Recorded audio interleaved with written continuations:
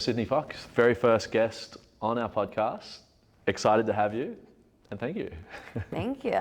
I remember I was in Melbourne just before I came to LA, and we did a quick Zoom, and I actually had to pull over because I'm like, this is a great conversation, and I hope you come on board so we can, and we haven't got to continue any of those chats because it's been so chaotic, so busy, but looking forward to continuing that chat.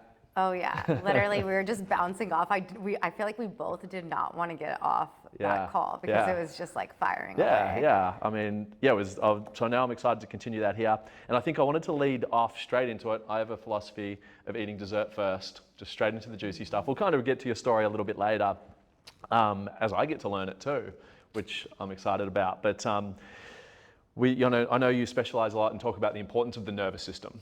So I guess, tell us a little bit about your journey into understanding that, and most importantly, for those listening to this podcast, what are the basics of it? How does it work? It's a complex system, but it's also Very simple. Yeah.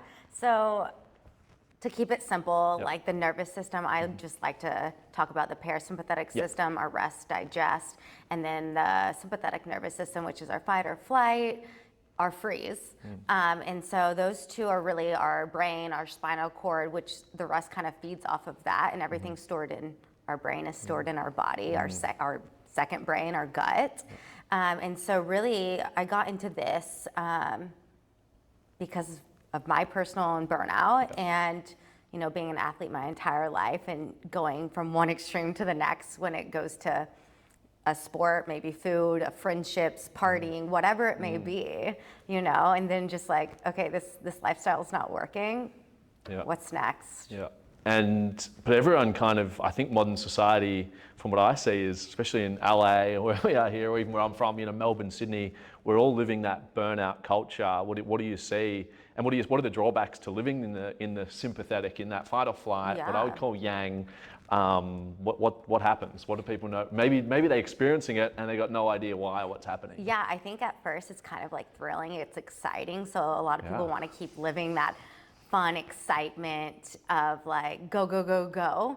Well, guess what? There's a wall there. We all have that, and every single person's is different. And so things that you start to catch on is in that burnout is insomnia, anxiety, anger, irritability, waking up in the middle of the night, and your body just gets inflamed. You could be eating the healthiest as you can in a calorie deficit. You could be working your life away, like working out, and you could still be gaining weight. And it's not weight, it's inflammation that's stored in the body, with the cortisol, with the stress. And that could be, just lack of sleep is even getting into the nervous system. And sleep, But it comes in so many ways. I mean, sleep's a really obvious one. You don't sleep, nothing works well. I think the latest science is, very, very clear on it. Sleep deprivation, nothing works well. Digestion, immune system, hormones, thoughts. It's actually a little interesting on that one, actually. There's also studies on how sleep deprivation also helped with depression. Really? Yeah, that's another topic though, but there is studies where it has been beneficial, where they have actually used that. And what's the hypothesis on why that would possibly happen? Yeah, that's a great question that I don't know. But I definitely have done some research. I don't know enough to get into it, but there's also float tanks, for example, that's sleep deprivation and just getting into different brain waves. And so sleep deprivation is not the go-to, but in short term, there could also be benefits too.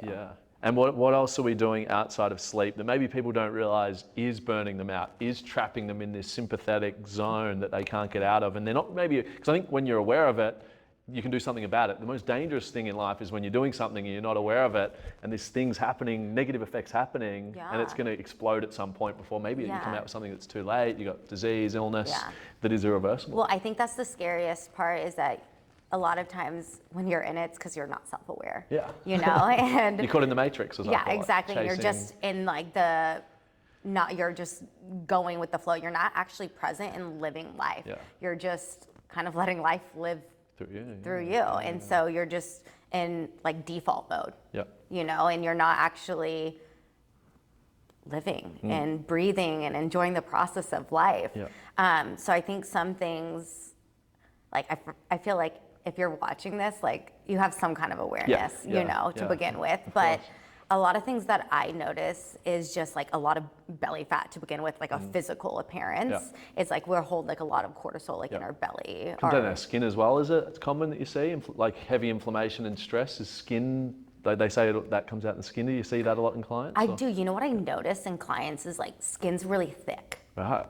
And it's like that's how it's evolved, because also in another sense, it's like a form of protecting. Because usually when you're in fight or flight, that's what happened, you know, in years ago, you know, through evolution, is that when you're in fight or flight, you're running, you're in danger. But nowadays, you know, with the nervous system, it loves predictability, it loves routine. So it automatically thinks that maybe like something that had happened in the past, it might be like another little thing happening now, but you're reliving that thing from the past because you're predicting that it's going to happen again.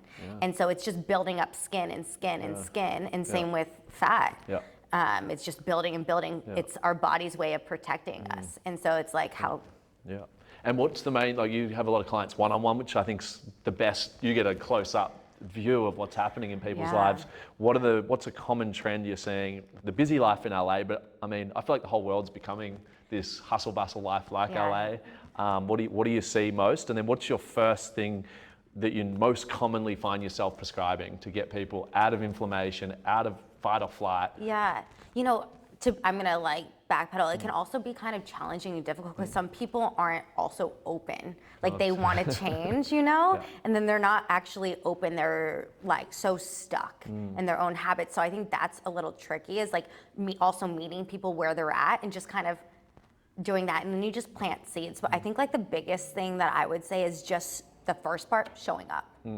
Like it starts so small, and like maybe that's just where they're at, is they're showing up. No matter what it looks like at that moment. And then really after that, I'm starting slow. Like I'm not throwing them into the deep end. That's not how it works. It's, you know, the smallest little variable. And I would say just showing up for one, some breathing, gentle. They don't even know that it's like breath work. It's just like big, deep inhales and then exhale, big sigh out, because that just resets the nervous system.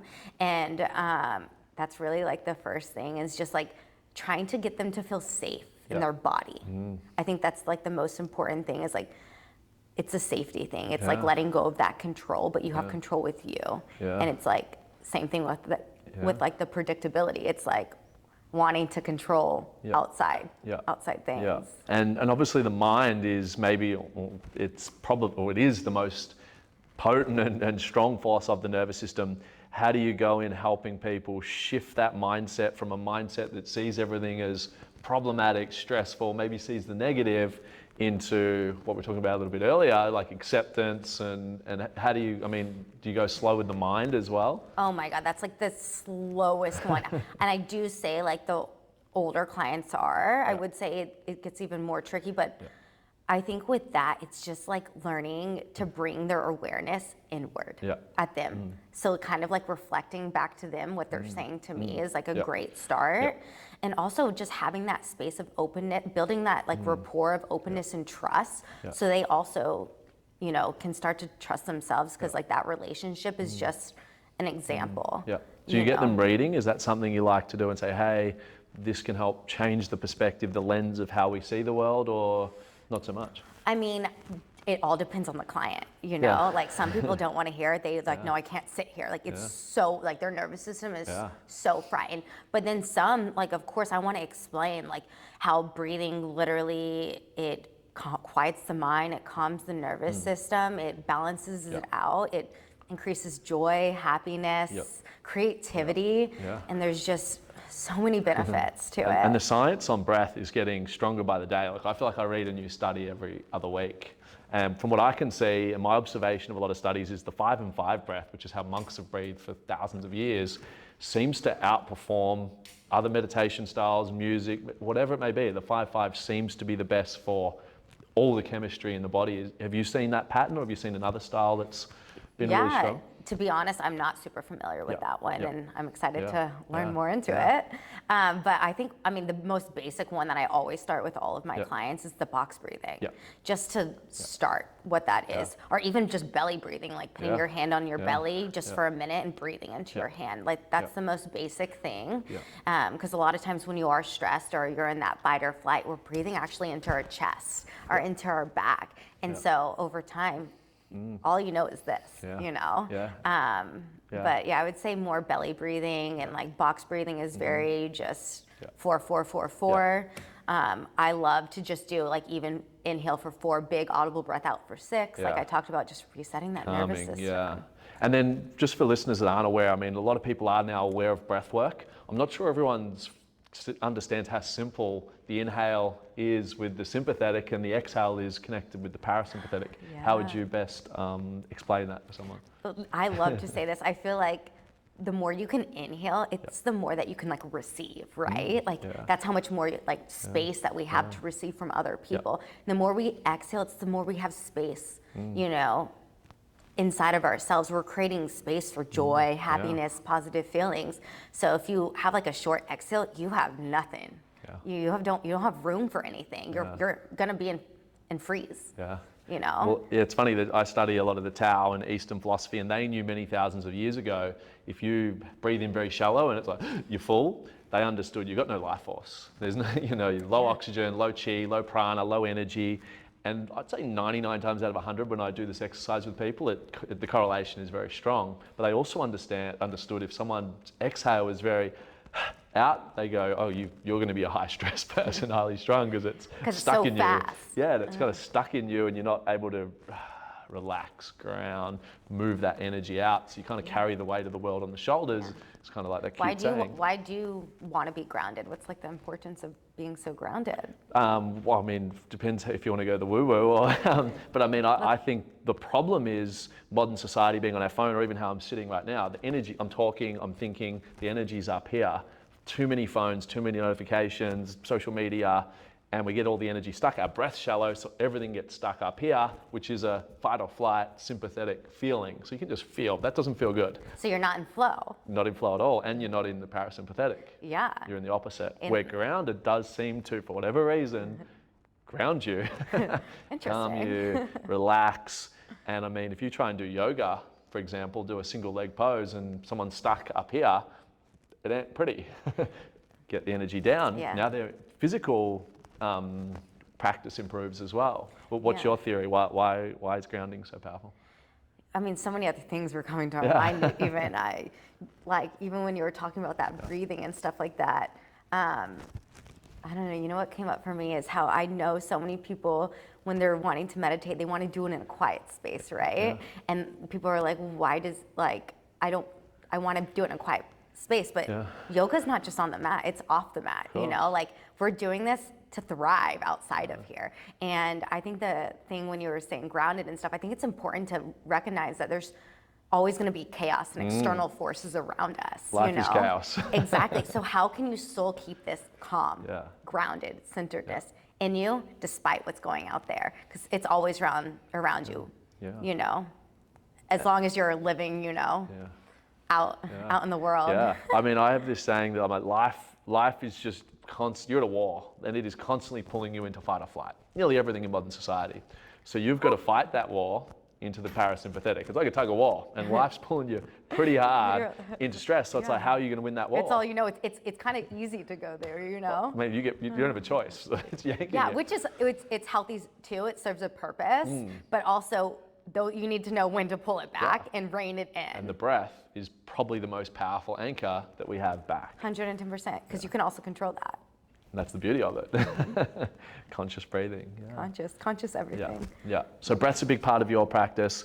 Obviously movement, which we'll get to shortly. What about diet? What are you finding triggers that sympathetic, and what's the first sort of changes you'll make in someone's diet? Ooh. Like my biggest thing, well, I always go to Whole Foods, like Whole Foods. Yeah, like you're getting it from the earth, and earth is healing, you know? And so like my biggest thing is obviously, that's another story, especially being out in the city, and a lot of my clients, like meetings are all around drinking and stuff like that. definitely exploring like alcohol intake. Also, what does that do on everything? Yeah. But yeah, I definitely explore that. My big thing is like vitamin B, vitamin B12, folic acid, all of those things are so essential. Magnesium.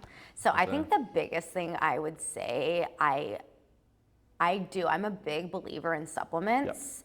And I would say vitamin B complex, it's our happy hormone. It actually, even like on the mental health part, everyone wants to like go into like give pills of like, let's have this pill for like to help depression, but actually vitamin B complex, vitamin D3, the sun, you know. So supplements gets like a bit of a bad rap in many schools. How do you differentiate good and bad? I mean, excess supplements. I mean, I went through a stage. I remember when I was about 28, and I had 52 different containers for supplements. Never been sicker in my life. I had every cold, every virus, and someone said to me, they go, you know what? Your body is in a chemical shitstorm, just trying to rebalance all that shit. Stop. All the problems went away. Did you completely cut all of them out? Not completely, like just the excess. So what were the essentials that you kept? Well, what I kept and I keep today is just a greens blend. I do use magnesium. Yeah. And I mean, if I can buy a shakedown or a supplement, I mean, an energy drink that's got vitamins, I'll always choose that one. But Yeah. Like, I mean, like magnesium is literally in every single cell of our body. Yeah. You know, and so that's such a like a natural calming, you know, supplement. And if someone's like having trouble sleeping or staying asleep, or they're like super anxious, you know, and a lot of people don't even know what it feels like to be anxious. They're like, be relaxed, you mean? Both. They're like, oh, this is stress, this is anxiety. I'm like, yeah, it is. You know, so I think my first thing is obviously, you totally talked about nutrition, but I'm going on like a huge tangent. Is like, okay, like what's your night routine? What's your morning routine? But definitely I would say with nutrition, like as much like greens, vegetables, like what vegetable did you eat today? What fruit did you eat today? How much water did you drink today? You know, and to me, I guess it's like the basics of just like, I'm so big on like proteins, carbs, fats at every single meal, and getting a fruit or a vegetable, at least a fruit or a vegetable in every single meal. So I would say, and I think a fad that you even talked about is like intermittent fasting. Like, who does that work for? Is it good for you? Is it good? There's definitely mixed. I mean, I think for guys, from what I can see, can get away with it 110%. a lot easier. Girls, on the other hand, I'm not obviously a girl, but from what I see, there seems to be more challenges. What would you say is the challenge for a female that maybe the male doesn't have to deal with Hormones. fasting? Hormones, Which ones? Estrogen, testosterone, the menstrual cycle. So why does skipping eating for 8 hours affect negatively a female's hormones? So I wish I knew more about this, to be honest, but like even when it comes to like men need less sleep. They can. It's a less complex system. It's so much. I'm sorry, like your bodies just aren't meant to carry children. And there's just so much. That one's really, really complex, but I haven't done enough studies personally for me to be like, I don't think anyone really knows. Like, I think there's a lot of hypothesis. I mean, there's so much unknown when it comes to fasting, hormones. I mean, it's kind of the big debate at the moment. So. Yeah, but I do know, like for women, we in general, as much as like, this is a whole nother topic, like women getting underpaid, but like women also can't work to the same extent that men can because of biologically our bodies. And they shouldn't. I don't think they should because of biology. I mean, I know how hard it is, manage my stress levels and live my life and everything I do. And then I look at the females I know that also have a menstrual cycle. And I'm like, whoa, this is, I mean, those moods, those highs and lows, they're not fun. Personal experience. So so no fasting would be your recommendation? I'm not a big believer for female. I'm honestly not even a big believer in fasting personally, but I also am a big believer that everyone knows their bodies best if they're tuned into it. Of course we have education, but my biggest thing is like to have my client learn to listen to themselves because our body is constantly speaking to us. So like it could work for them. What might not work for me or another client may work for another client. And so being just super open to how that works. And if people are like resistant to change or stuff, I'm like, okay, why don't you try this out for a few weeks? And then find out how that goes. Figure it out. Yeah. Interesting. I mean, I love fasting, long periods as well. I feel like it worked wonders for my immune system. There's a lot of science that says it's great for certain aspects, and you do get this weird focus on day 2 that you don't expect.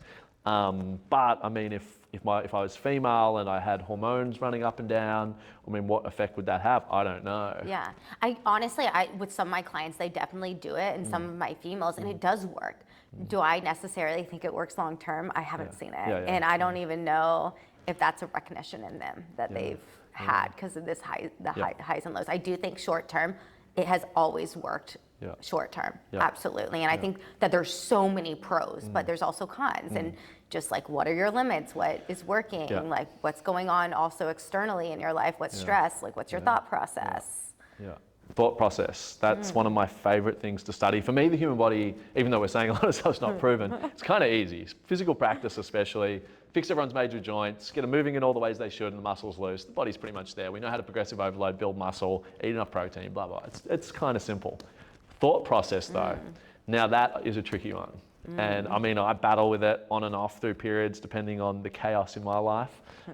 Do you have, what's your recognition, or what's your, how do you deal with someone that's maybe does find themselves just always finding the negative, always stressed, the world's out to get me? We've all been through periods of those thoughts to some degree. Absolutely, and they you know, I don't want to say like we've all like been a victim, but it's like, how can you get out of that victim mentality even when you have been a victim? You know? And so I think it's like mourning that, recognizing and validating those feelings, but I always try to bring it back to them. Okay, how do you feel? How did you show up? Like really open-ended questions of just reframing how they think.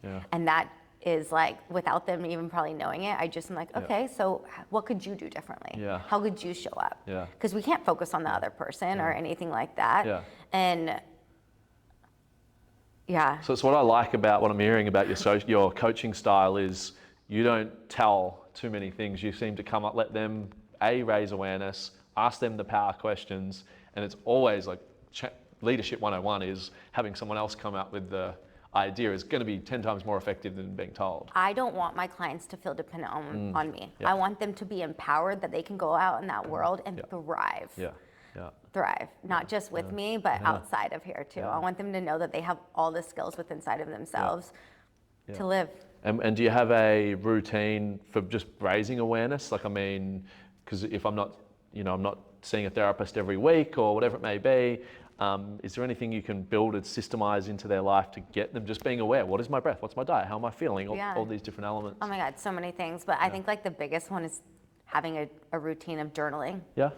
And that actually there's so much science in that, and like calming, getting yourself in the parasympathetic system actually is just getting your thoughts out and coming from like an objective standpoint of just like seeing it on paper is like, oh, this is what that is, and like I do know, like especially being out here in West Hollywood, there's so many like high functioning successful people, but what comes that is like a lot of pressure people put on themselves and that perfectionism.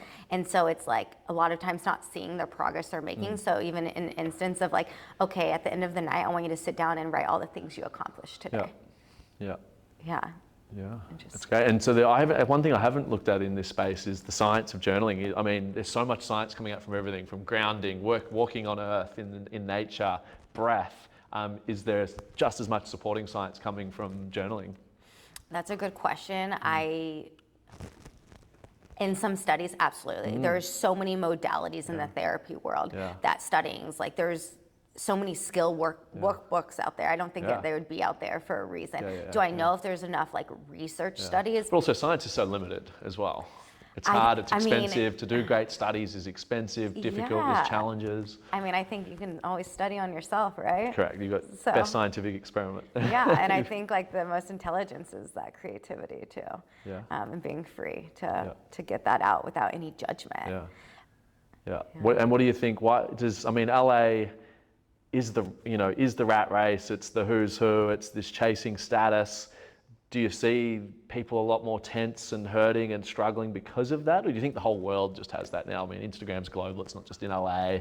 I actually want to say it's everywhere. That's what I I think, used yeah. to think that it was just here, Yeah. but through social media and being able to see everything else, I have so many friends back in Texas, Everyone's you know, that are having, you know, autoimmune disease or whatever, and that's the nervous system. Yeah. Not all of it, I don't know. Like there's obviously so much more complex, biopsychosocial, Yeah. you know, but I mean, everywhere. I think the whole entire world as a whole, we can higher the vibration just by taking care and nourishing all bodies and not just our physical body. And how's your workout changed to manage the nervous system? Yeah, I mean, I would say I do take pride in knowing my nervous system, and like I used to do bikini bodybuilding. I was an athlete, a gymnast, every sport, pretty much you can imagine. Burnout, full on burnout, which caused, you know, all other depression, sadness, irritability, anger, you know. Yeah, it just depends. If I have a high stress going on just internally and feeling those feelings, I'm gonna do yin. Yeah. You know, full on yin, just stretching, maybe yoga. You know, when it comes to weights, I don't believe that women need to do it more than 3 times a week. I think also each person's different, and it just depends on someone's goals at the end of the day too. But men can do a lot more. I do say that, but at the end of the day, every single one of us can benefit from slowing down. Yeah. It's interesting what you said about the sensitivity of where your body's at. I know one of my mentors, who's a Chinese medicine practitioner, a doctor, whatever you want to call it, he talks about the yin and yang. He's like, if you're feeling burnt out in the yang, you shouldn't be putting fire on fire and going into a HIIT workout, you know, and then wondering why you're stressed and even more burnt out. You, as you said, you go to yin yoga or do something soft, and vice versa. If you're feeling really refreshed and recharged and free, and maybe going, you know, you're ready and you perform at a really high level. And actually, if you look at how athletes are training now, it's a lot more like that. They're saying if you can't perform at within 1 or 2% of your peak, you don't belong in the gym, you belong in the yin. Well, I think the biggest test is, how do you feel after your workout? Are you feeling energized? That's a good sign. Is a good sign that that's what you're doing. Yeah, I mean, I look at just my weight. If I know all the weights I lift across most exercises, and if it looks heavy and I'm going, how am I going to do 10 of them? I probably know I'm in burnout or my nervous system needs to recover. Yeah. If I look at that and go, I'm ready to do 20 of these, my test's probably shooting through the roof. Absolutely, I mean, but you'd probably just done a lot of rest and digest, you know? Like, I mean, so sensitivity, awareness seems to be the common trend in everything we're saying, but the challenge is life's so fast, there's a million moving things. Building a practice of slowing down and being aware is a super challenging thing. Yeah, looking at yourself. Yeah. I think that's really like creating that safety we talked about, slowing down, feeling safe in the body to even recognize what's going on. And, you know, there's no destination. We're all not, you know, kind of ending up in the same place, but. This is true. And so we're here at Flow State. What does the concept of flow state, living in flow, what does that mean to you? Is it important to you? I think it's essential. I think it's funny because like we want to go and try to force things, right? But at the end of the day, I don't want to say sit back and relax. You got to do the work, but you'll attract what's meant for you. And being in that flow state, it just kind of rides the waves, and it comes to your consciousness when you're ready, you know? And so that radical acceptance of where you're at and where you're going, I think being in flow and that flow state it's essential for us to thrive. Yeah. And have you had any techniques that you'll really push people to do to get in that state of living in flow? I mean, absolutely. Come to Flowbility. Yeah, come to a class, breathe, move, it connects you to something. To be in that flow is observing themselves. And I think, you know, all of what we talked about, like breath work, meditation, mindful movements, just anything with mindfulness, slowing down, observing, and just being in an area of receiving. Yeah, absolutely. What are your thoughts? What are my thoughts on flow? That's a deep question. Let's go. I think we can be a vehicle for spirit, God, and it can literally guide us to everything that we need if we can get out of our own way.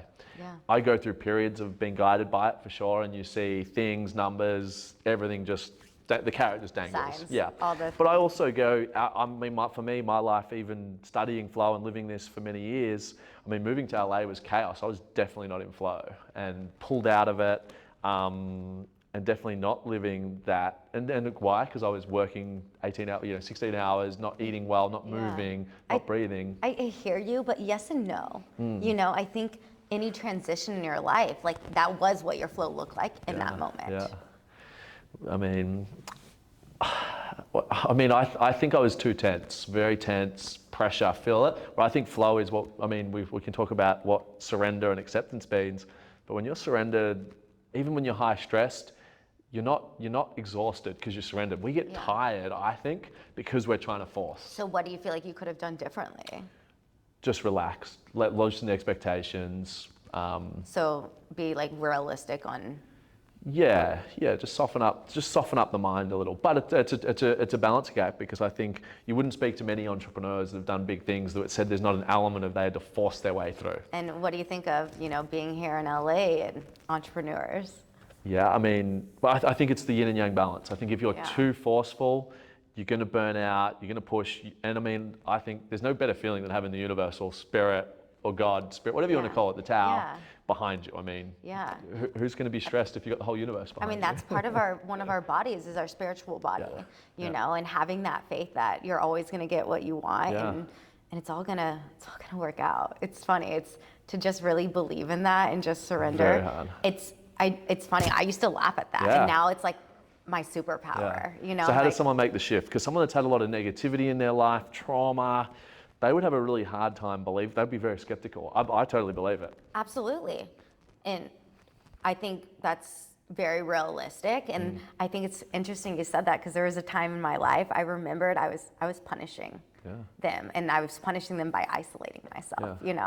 And I think that's a great question. It's even if someone doesn't believe it, I still plant the seed. I still plant the seed. And they're watering it when they don't even know. Yeah. And it just all falls in place if they like it or not. Yeah. So this is me too. Yeah.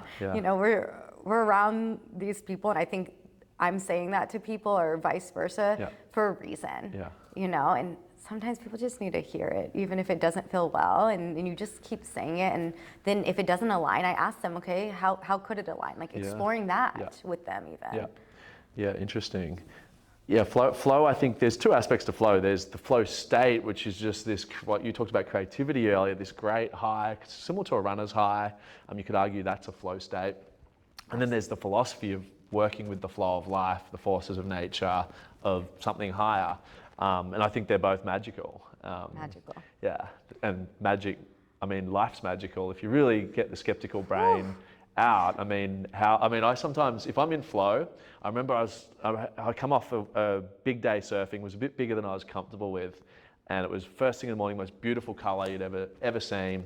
And I just got probably the best wave I've ever got. And I come off the beach and my whole body, I've got goosebumps now. I was like, not just goosebumps, like I was like every hair up. And I'm just sitting at the ocean. I've gone, we're on a spinning planet floating through the universe, and we're just riding this water that's just come out, that's been built from thousands of kilometers out at sea.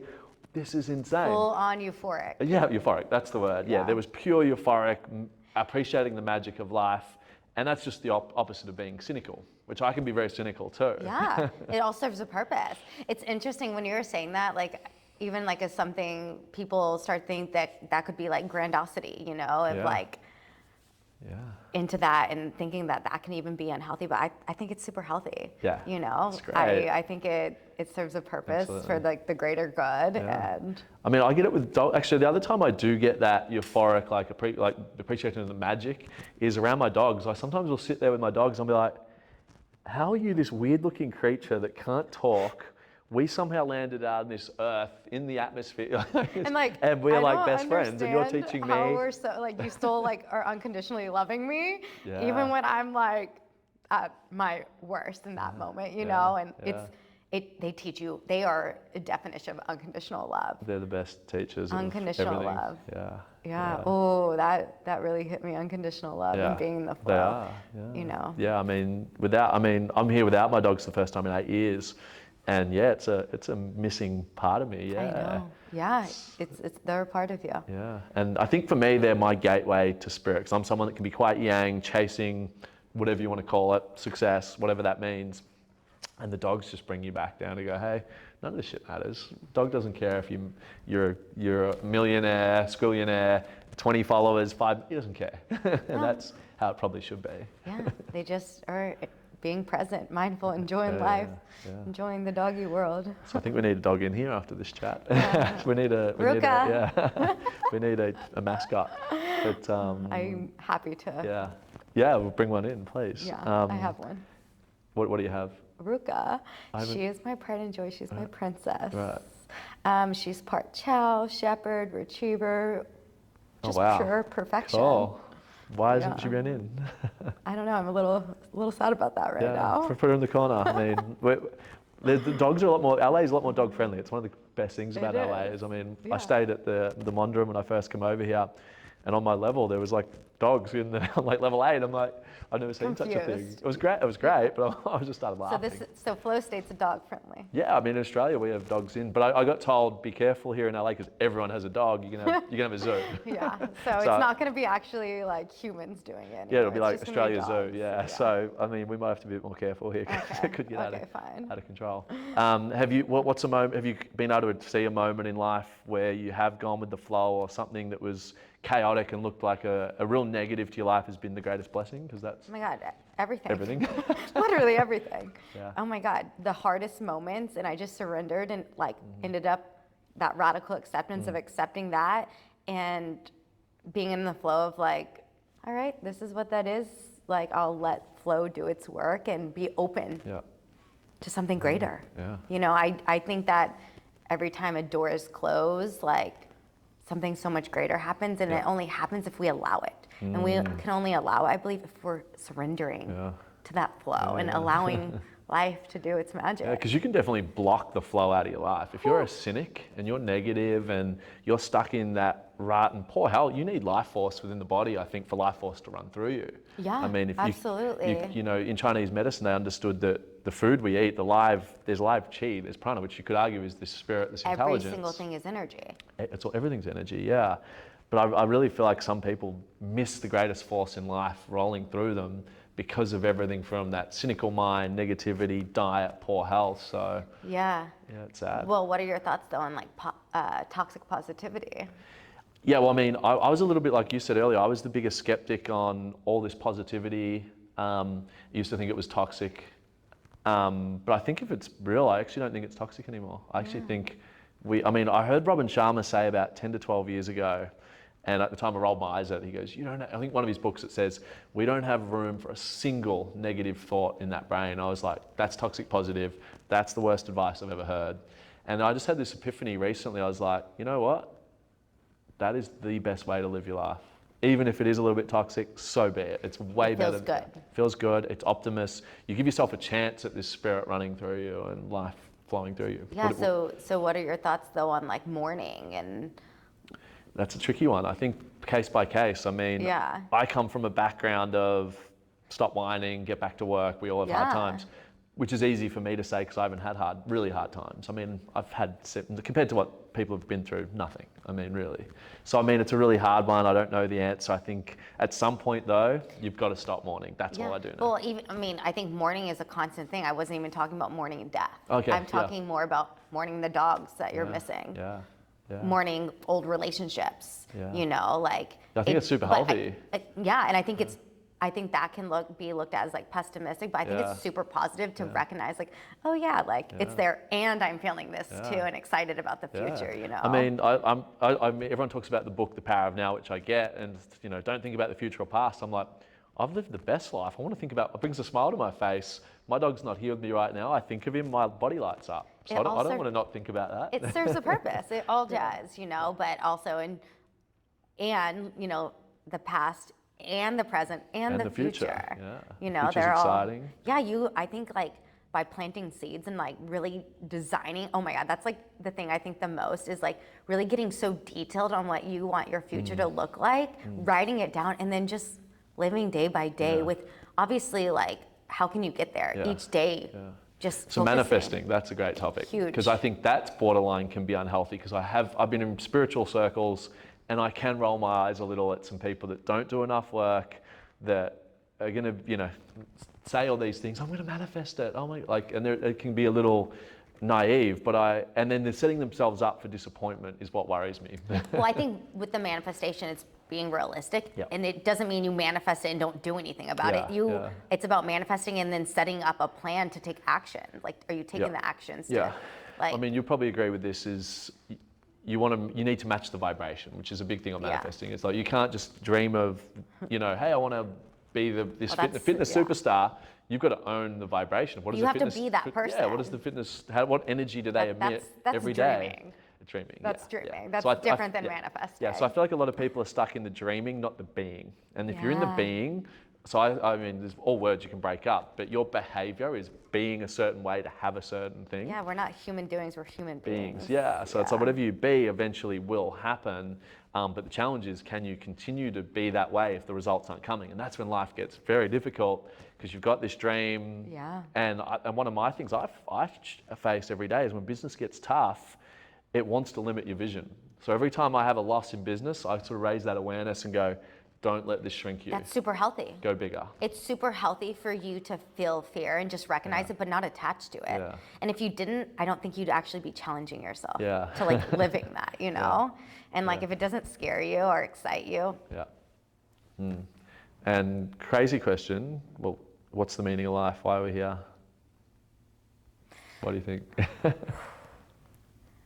I love life, I think we're here to just, there's so many things. What's coming up for me right now is just enjoy it, live life, enjoy it. But for me, my personal,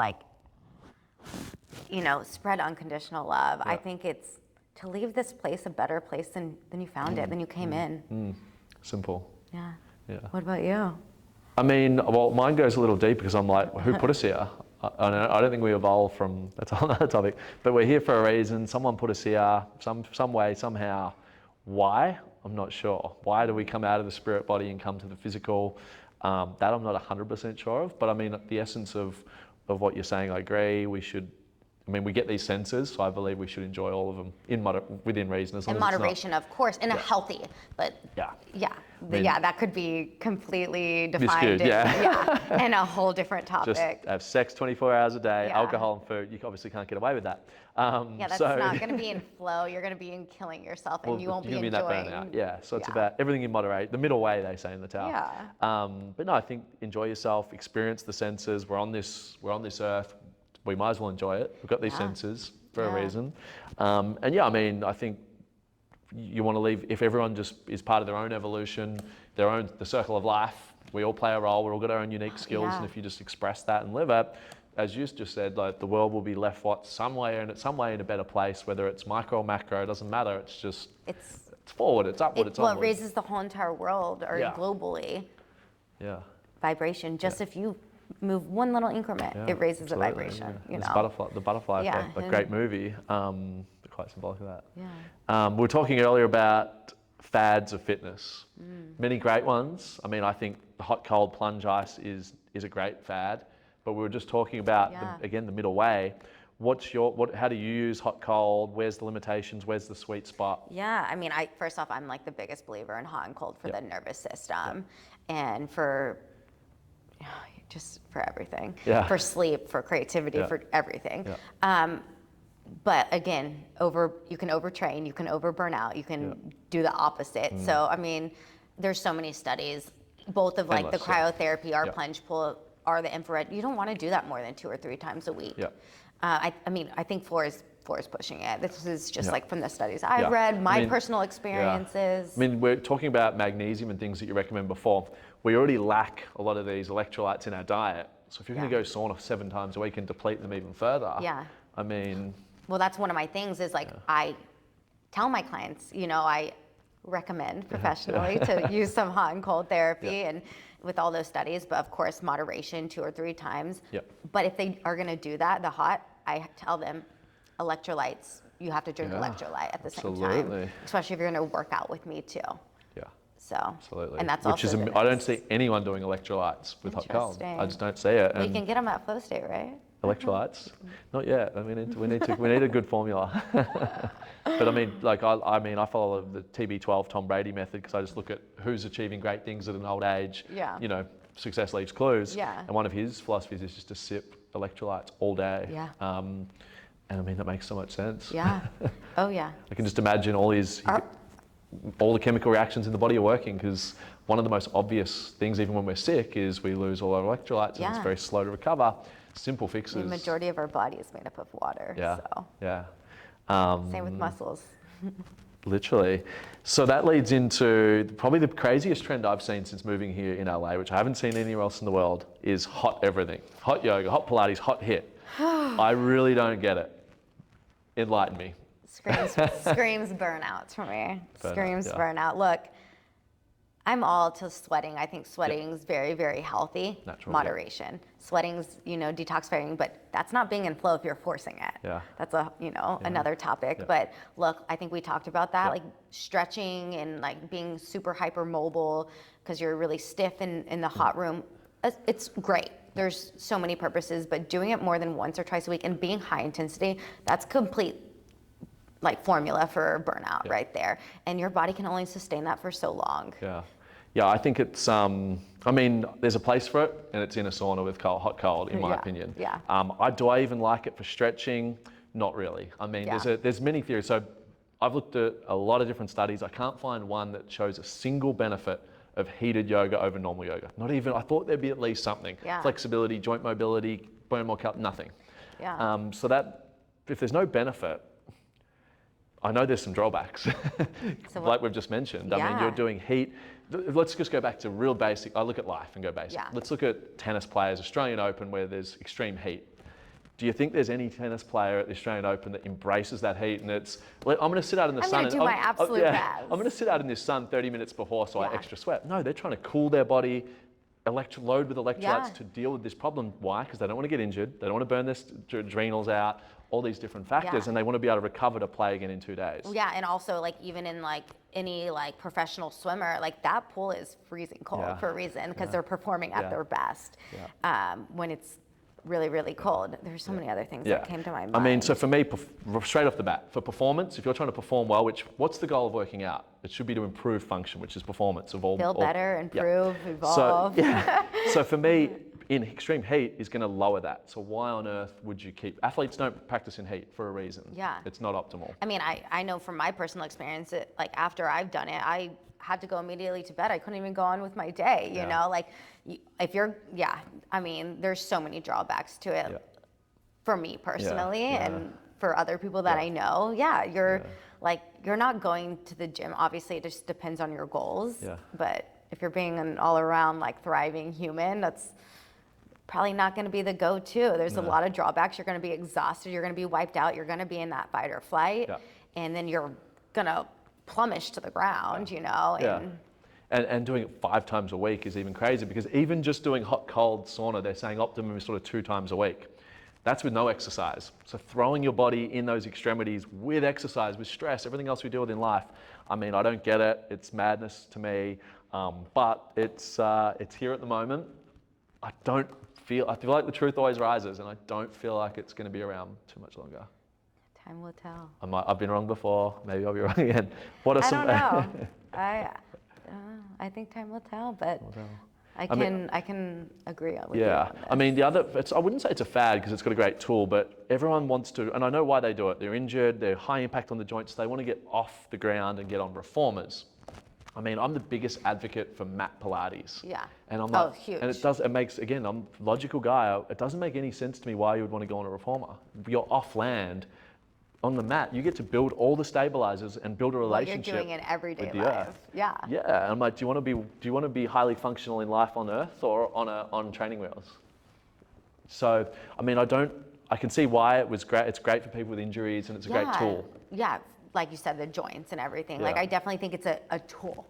Yeah. But there's same thing. You can overuse it, you can overtrain it. Like it all serves a purpose. I feel like you can push Pilates itself a little harder because there's less big muscles, less happening. I feel like you can train mat Pilates more than say HIIT and weights. You can do mat Pilates, maybe like a small one, 30 minutes. You can do that easily like 6 days a week. And how long? You'll feel better. Speaking of that, how long do you think is the ideal workout length? This is an interesting one.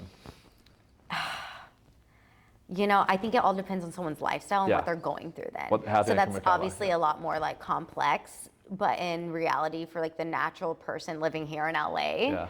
you know, a solid 45 minutes, no more than an hour. Yeah. Like, how many times a week for intense movement, whether it's weights or hit, whatever? What's like the high intensity or just in Or general? just weights or high intensity? As a general rule, we'll call it 45 minutes for a woman. For weight. Yeah. How many times a week do you think the body can recover from naturally? For women, 1 to 3 times with weights. Wow, that little.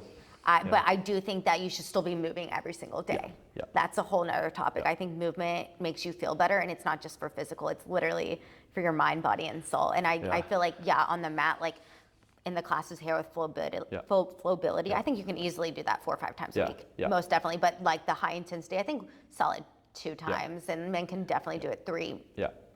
4 is pushing it. Yeah, I mean, and what they understand in Chinese medicine or in Eastern philosophy is as you age, that balance changes because you don't recover as well biologically at 45. So when I was 20, could I do 4 workouts a week? Probably. Yeah. And be okay. I'm 35. Well, you can do 5. Probably at that age. Yeah. You know. Your body recovery is just, It's just great. is, depending But on I so many would still other- question that because most guys, they're their strongest at 21, 22. I mean, my buddies in fitness, their shoulders they've had so many cartilage and tendon issues that they were peaking too early. So I mean, that probably says they did overtrain, they damaged all their joints, So and now when do they're you weaker. feel like they're peaking? Like 22, 23, strength-wise, and then the bench, unless they're on. I think that's women too, though. Yeah, but so many people now are on some form of performance-enhancing stuff, we'll call it that. So I mean, can your body get away with that and more if you're using that? Of course, science 101. Yeah, and that's even interesting they said that because also like hormone therapy is big. Huge. I definitely think it serves a purpose. Yeah. It's like essential, especially if you maybe damaged it when you're younger, Yeah. but also like menopause or Yeah. just through aging and stuff like that. But I do find that a lot of people are kind of overusing it when it just can be a lifestyle change. Of course, but we want easy, so.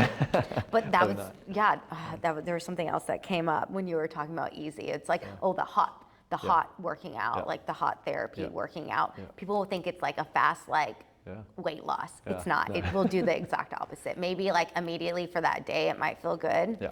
No. Yeah, I mean, it's like if you drink alcohol, you look shredded the next morning. Does not mean alcohol 2 days makes later, you. Yeah. how are you gonna? How are You're you the gonna opposite. look? You get decompensation Yeah. water, and you look terrible, inflamed. Yeah. I mean, so we've got to look at. One of my favorite things about the Tao is all decisions are take a step back, further, even further. So observe. Even further, observe, but Observe, take space. long term, yeah. Yeah. And look at your schedule over a week, a month. Are they, a lot of people jump on fads because there's a 28-day challenge in the heat. So we're thinking for 28 days. I challenge everyone that comes through here. I'm like, don't think about a 28-day challenge. Think about a 70-year plan for your body. That's the game I'm playing. It's a forever evolving Yeah. journey and process. Enjoy it. Yeah. And have the body that you can allow you to enjoy Because it. if you're gonna force it and not be in flow and just Yeah. force it and want that Yeah. easy fix, how are you gonna feel Yeah. 50 years later? 20 years later. You're stealing from the future to pay the now. Yeah. Is the problem. Yeah, it's not gonna work out. Yeah. So So to recap a good workout system, yoga and walk every day, that's sort of fine. I think yoga and walking every Should be day, there, stretching, I believe. essential Breath, every day. water, walk, Meditate. yoga, meditate daily. Yeah. Agree. Weights, I agree with you. I think 3 times a week for anyone in their 30s, male or female. You could definitely argue 2 times is optimum. A lot of the Yeah. natty guys now are actually doing 2 a week, and they know. Doing what? Natural guys are weightlifting only twice a week. Yeah. And they're measuring and tracking their results. They're going up. They notice if they start Yeah. doing 3 a week, all of a sudden those gains plateau or may go down. So it's a really interesting topic. I think 45 minutes is the sweet spot. I totally agree. Olympic athletes now, because they want to manage their hormone levels right. So instead of doing 45 minutes often, because that'll cortisol will start to rise, which shuts off our testosterone, et cetera, Yeah. they'll actually split their workout up and do 2 20-minute workouts a day at super high intensity and performance, recover. Because and of that level of purely to manage training. hormones. Yeah. Nervous system and hormone Yeah. management is the most important Well, thing. that's even like testing on like when is your cortisol rising? Because you want it in the morning if it's Yeah. healthy, Yeah. but that's another sign of burnout is if your cortisol, if you're waking up in the middle of the night, Yeah. Yeah. and that just, Yeah, it's super interesting. To think of the body from a hormonal and nervous system perspective is such a better strategy than, the old school bodybuilders all think about, oh, protein synthesis. Oh, you do your chest Monday, you only need 72 hours to recover, so you can do it again Thursday. You're looking at one system of the body. There's more systems than the protein. One system. One system. Do you know that how many symptoms, systems there are? Yeah. Yeah, so I think what I love about what you do and why we're having this conversation is seeing everything you do is through the lens of managing one's hormonal system, nervous system, which is going to pay dividends for a long-term, great quality life. Versus we can all do a 28-day challenge and get ripped and starve ourselves. Who doesn't want to thrive for the rest of their life? Like that's the goal. Yeah, you know. Absolutely. What other fads? I mean, HIIT. HIIT is another. I don't know if it's a fad, but I think it's an overused workout style. I know you're anti-HIIT because we do a little bit of HIIT in here, and I did sense there was a bit of resistance. So I'm going to challenge you on it because I think a little bit of HIIT is okay, but I totally agree that I was resistant because of where I knew my nervous system was in that moment. Okay, cool. It's not that I'm against it. I think it definitely serves a purpose, but I mean, if you know what my lifestyle looks like right now, I don't need that on my nervous system. But I think if you have like a relatively like medium stress, I think like for a female like in their 20s, 30s, I think let's talk 30s female, you know, I think 2 times, 2 or 3, it's super healthy, and I think it's good because it works different heart rate zones, and Correct, we have 5 different heart rate zones, and they all serve a purpose, and it's your cardiovascular health, and men definitely can do more, as we talked about at the beginning, is like just I mean the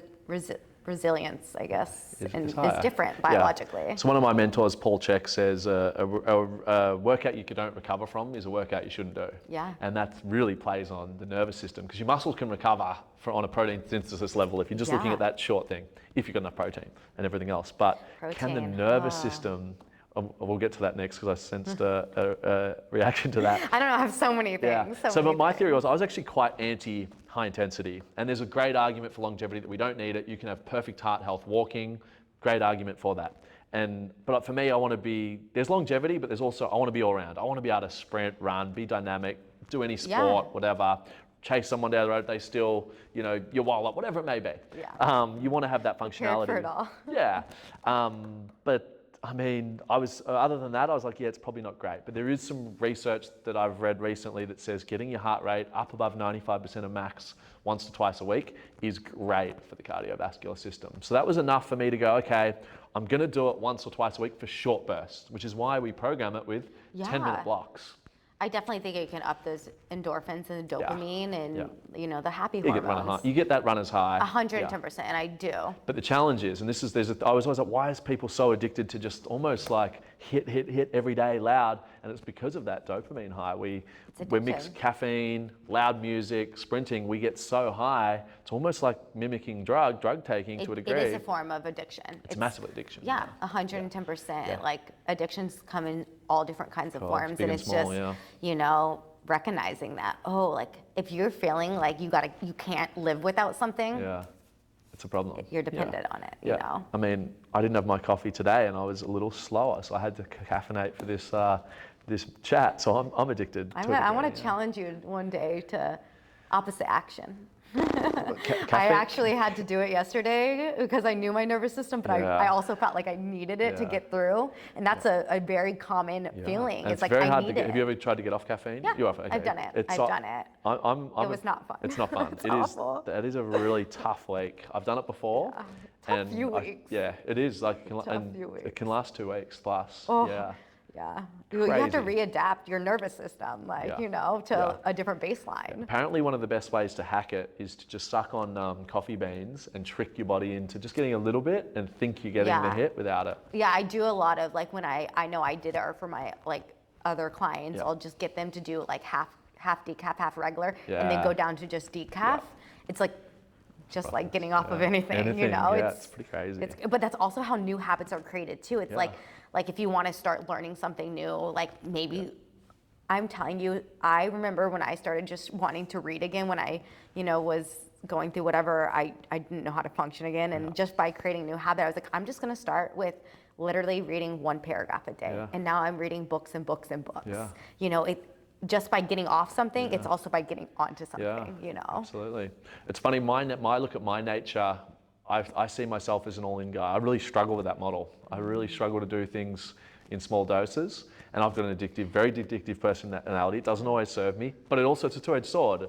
It's really good for some things, but there's always there's an asterisk. Look, But I had this whole entire conversation with my therapist this morning because cool. I want to just like heal everything all at the same time. Yeah. It doesn't work It's like hard. that. It's hard. Yeah, I mean, It's that all or nothing mindset, and that's also, if it's the all or nothing mindset, you're in that sympathetic nervous system. Yeah, absolutely. So it's like, okay, like that means you're comfortable with that chaos. Are you being my therapist right now?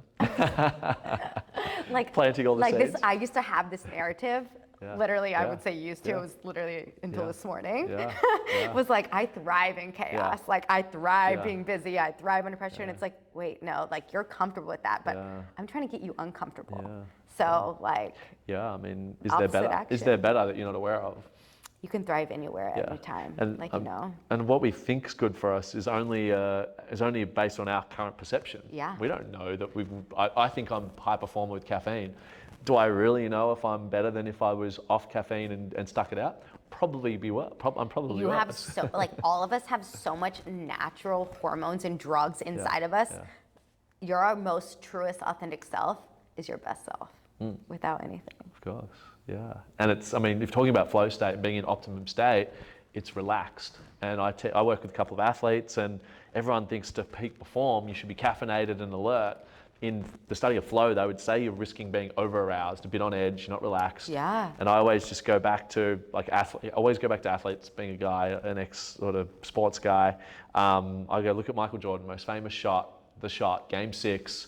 When he's walking down that court, is he tense, aggressive in his yang? He's chewing gum. You're kind of like, bro, there's 13 seconds on the clock. Like, hurry up. That's when you will perform your absolute best, is that external, like there's gonna be like chaos stuff, but can you stay calm, grounded, and centered no matter what's going on? I mean, I don't necessarily, I try to live this, but I'm like, in the world of chaos, it can either calm down around you or you speed up and work around it. It's like you got two You're choices. adaptable. Yeah. Yeah. And your energy, you'll either be sucked in the vortex, what I call the matrix of just stress, tension, life, or you can pull yourself back out and influence positively the rest of the environment because you're the anchor. So it's like, which one do you want to do? Yeah. It's an easy answer, but doing it is not that easy. Yeah. Recognition, the recognition, the awareness. Yeah. And it's you can get caught up, but Yeah. slow down, breathe, meditate. Yeah, I wouldn't call her my therapist. She's more a clairvoyant / medium, very woo-woo, but extremely talented. She came up with this technique that I think kind of solves all problems on how to deal with people, make decisions, whether it's the ego or it's the right path. And she actually did this at the time. I was ending a relationship, and I was like, hey, I think I should go back. And she's like, had this funny look on her face. She goes, I'm going to do an exercise with you, and this is great for everything. What is it called? Just an exercise. I haven't named it yet. Okay. So she'll go, think about that person that you're thinking of getting back with, and breathe into your heart. And visualize her coming into the house at night, how you guys greet each other. Is that what's going to light you up and be forever? And I just woke up from it and go, oh my God, no.